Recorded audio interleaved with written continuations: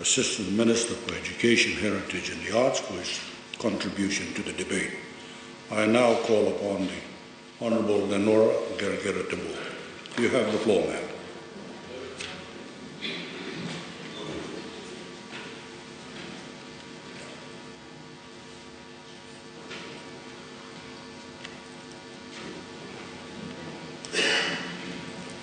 Thank you very much, Mr. Speaker. I first of all would like to congratulate the Honourable Qereqeretabua on his election to the position of Leader of the Opposition and pay tribute to the former Leader of Opposition, Mr. Fijivillage, for his leadership over the last 2 years. I also would like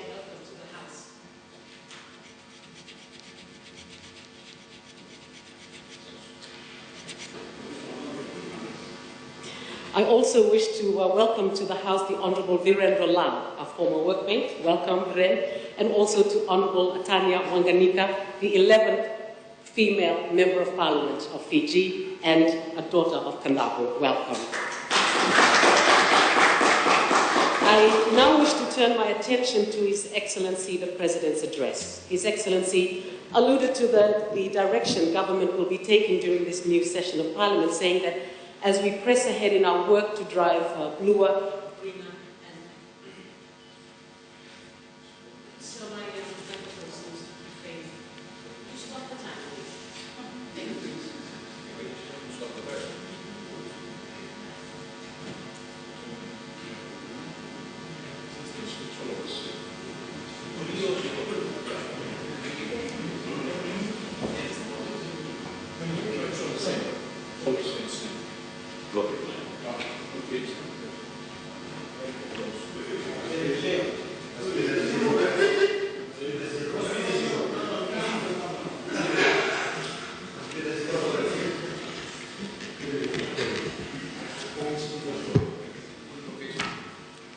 Thank you very much.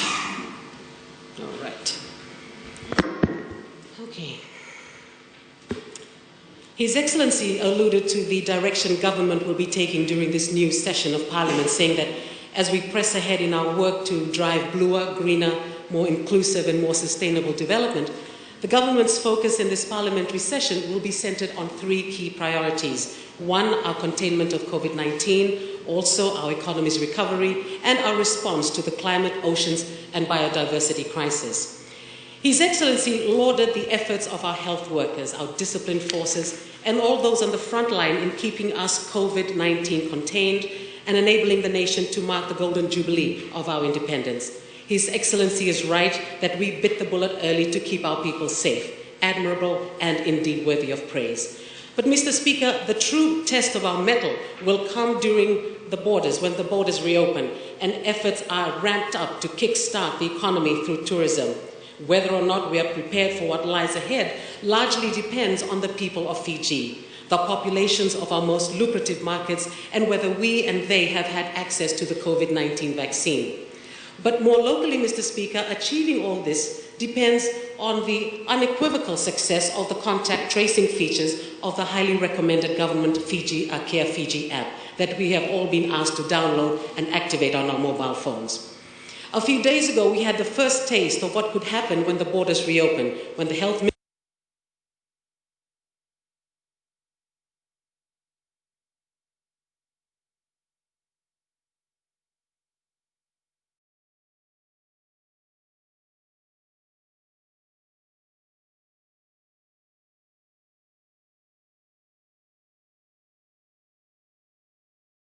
Ministry scrambled to isolate health personnel and other personnel. But why, Mr. Speaker? This app was designed for this purpose. That is precisely what we were told by the Honourable Attorney General, the Fiji Sun and the FBC, who, I must add, without checking, admonished members of the parliamentary opposition as being unpatriotic for failing to download and install the app. And on the topic of patriotism, whatever has happened to the promised $10,000 prize money for the best decorated home for Fiji Day? According to the Fiji government advert, the winner would be announced on Fiji Day, October 10th, which has come and gone. November 10th has come and gone. Tomorrow is December 10th. What are we waiting for? Christmas? For a photo opportunity with a family who could have done with their prize money much earlier? I want to take us back to COVID-19. Why aren't the people of Fiji being told to breathe easy because all our health professionals and citizens who have been in contact with the affected crew and with each other have been identified and isolated for safety reasons because the Care Fiji app has worked? One would have thought that the Care Fiji app would have made contact tracing a swift and decisively effective tool to prevent fear, panic, and a rise in rumors. There has been no demonstration of the effectiveness of the app for the purpose it was specifically designed for, which is swift and decisive contact tracing. Putting the blame on COVID-19 for Fiji's current state will not fix our health woes. It will not alleviate concerns surrounding Fiji's ability to handle a health crisis arising out of borders reopening. And worst of all, the long-standing problems within our public health and medical system and infrastructure cannot be blamed on COVID. Honourable Speaker, during the opposition leaders' listening tour in late September, early October, I found out that many village nurses all over Fiji were still owed their pay, some months. I am happy to note today that two of the nurses I contacted yesterday told me that they have since been fully paid. But why did it have to take me intervening for this to happen? One of them had not been paid since November 2019. 2019, Mr. Speaker. Let that sink in. Is it because the office responsible is under-resourced? If this is so, I urge the Ministry of Health and Medical Services to please look into this immediately so it is not repeated. It shouldn't take opposition members to raise these issues publicly before it is addressed. Government needs to do right by its employees and honour its commitments. Honourable Speaker, His Excellency touched on kidney dialysis, which I will speak about shortly. Like kidney dialysis, antiretroviral therapy, or ART, is a life-saving treatment for people living with HIV. This is a daily dose of antiretroviral drugs. The HIV/AIDS Act 2011, as I'm sure you are aware, being an ambassador for HIV, Honourable Speaker, ensures access to HIV tests, accessibility to treatment, and protection from discrimination. One of the instructions from HIV clinicians is to adhere to antiretroviral therapy, ART, by taking HIV medicine daily. The goal of ART is to, 1, boost the immune system, and 2, reduce the quantity of the virus. And to determine this, 2 tests are needed: the CD4 count, which checks the strength of a patient's immune system, and the viral load test to determine the quantity of the virus. These drugs are provided at no cost. Unfortunately, many people living with HIV have been having annual drug holidays, not by choice, but because stocks in medication are intermittently available. And this is the case for a person living with HIV who I know personally. This person's most recent drug holiday lasted a little over 7 weeks long. After 5 weeks, he was told to pick up his drugs. They were missing one of the combinations. The third of his drug combination arrived after being out of stock. Now, when this happens, one needs a blood test to determine the best combination to continue treatment.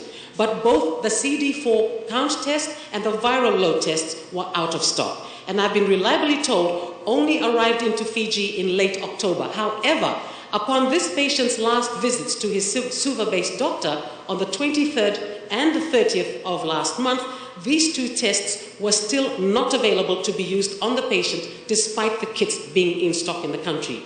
Why is this happening so often, putting the lives of people living with HIV at stake? I plead with the ministry to please close the loopholes that are allowing this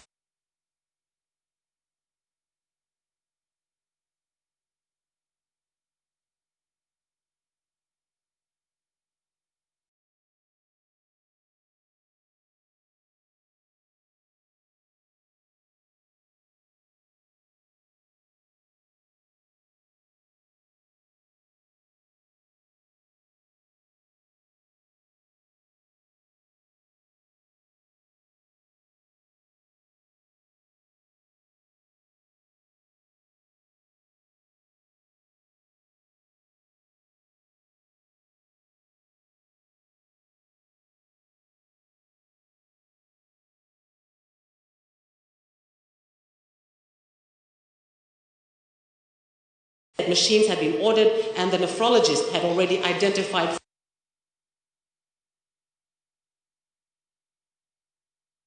Why is government patience by continually breaking their promises year in and year out? Mr. Speaker, tomorrow, the 10th of December, marks the end of the 16 days of activism against gender-based violence. Everywhere around the world, numbers of domestic violence cases have risen as COVID-19 lockdowns have meant that many victims are forced to live in close quarters with their abusers. Gender-based violence and violence against women and girls is a global pandemic, and it's been exacerbated further by COVID-19, and it affects 1 in 3 women in their lifetime. Lesbian, gay, bisexual, and transgender or LGBT people in Fiji also face challenges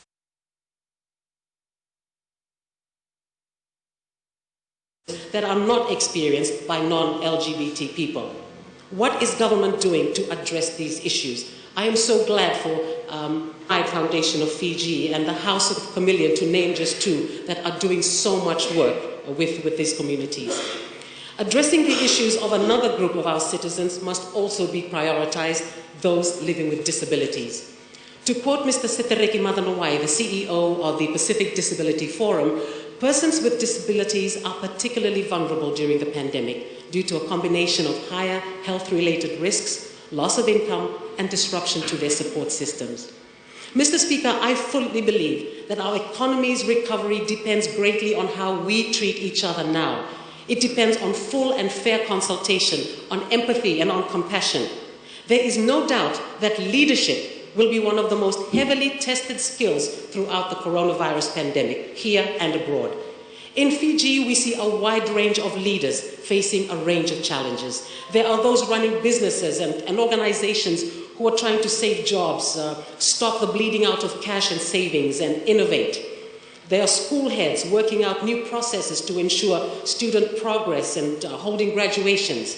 Public health workers making recommendations for people in poverty-stricken areas where social distancing or washing your hands with clean, safe water and soap are a luxury, and are struggling to share honest information while keeping fear at bay.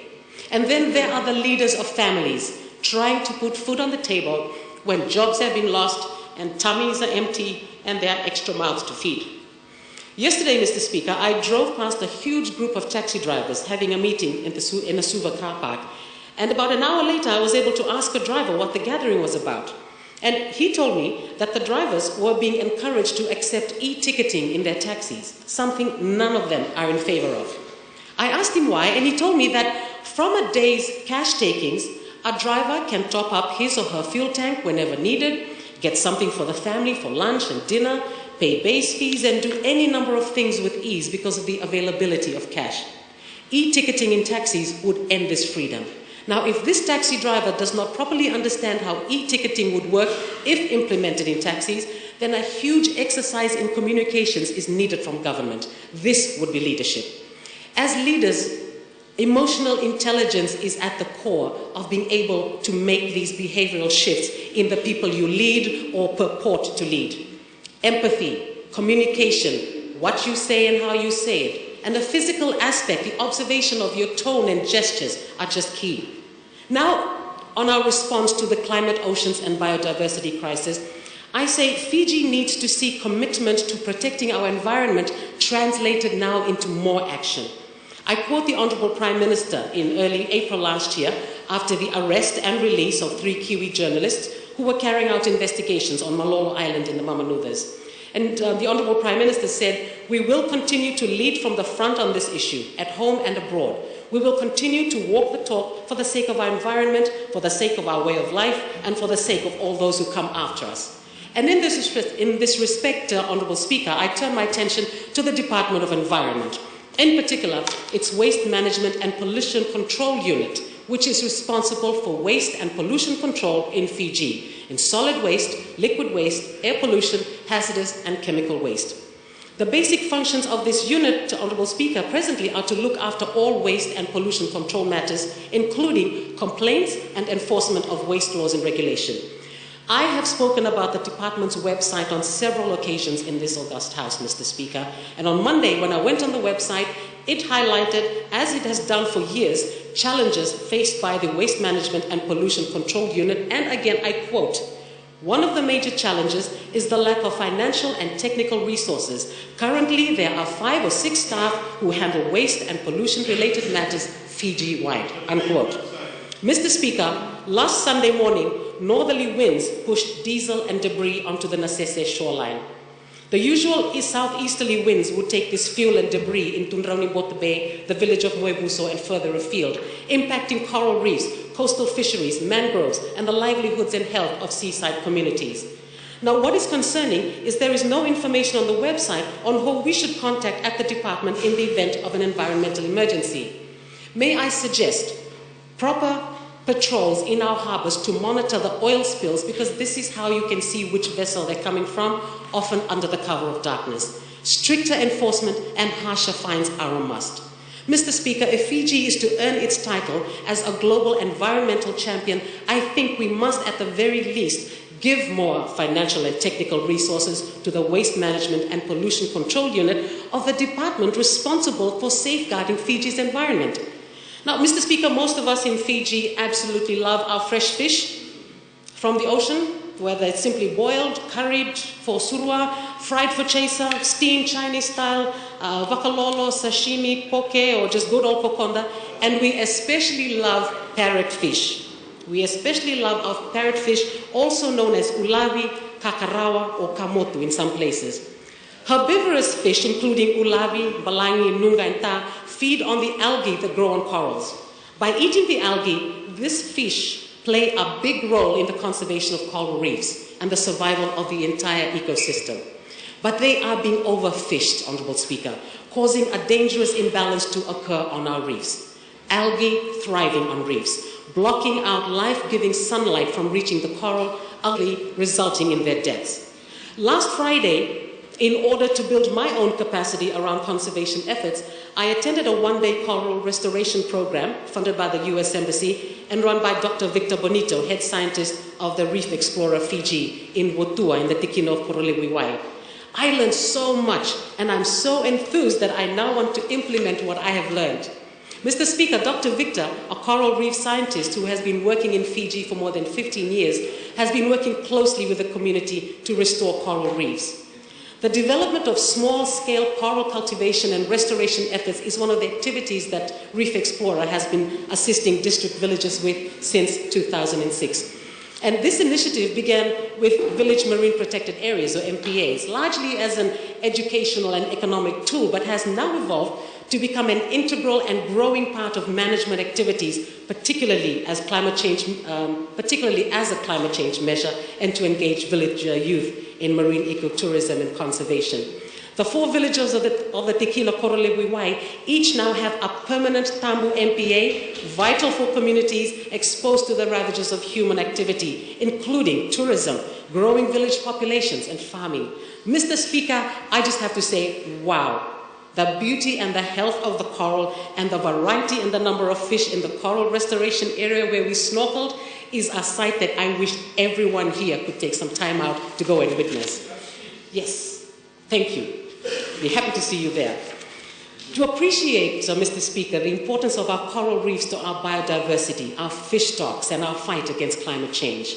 Some 6 to 10 years after their establishment, the Marine Protected Areas, or Tambu, now have 500% more live coral cover and 50% greater species richness of coral than the adjacent fished or Tara area. Little to no seaweed, 30% more food fish, 50% more species of food fish, and 500% more biomass of food fish than the adjacent Tara areas. Similar coral restoration work is taking place in a few other locations in Fiji, led or mentored both by Dr. Victor and by Dr. Austin Bowden-Kirby, a renowned coral reef restoration expert, also known as the Coral Gardener, promoting a high level of community participation in the management of natural resources. Mr. Speaker, I thank His Excellency the President for his most gracious speech, and I just wish to underscore the points I have highlighted in my reply with a well-known quote. Those who refuse to learn from history are doomed to repeat it. May this Christmas renew in us a love for our fellow Fijians, especially for those who are struggling and downtrodden. And remember that Jesus is the reason for the season. Thank you, Your Honour. I thank the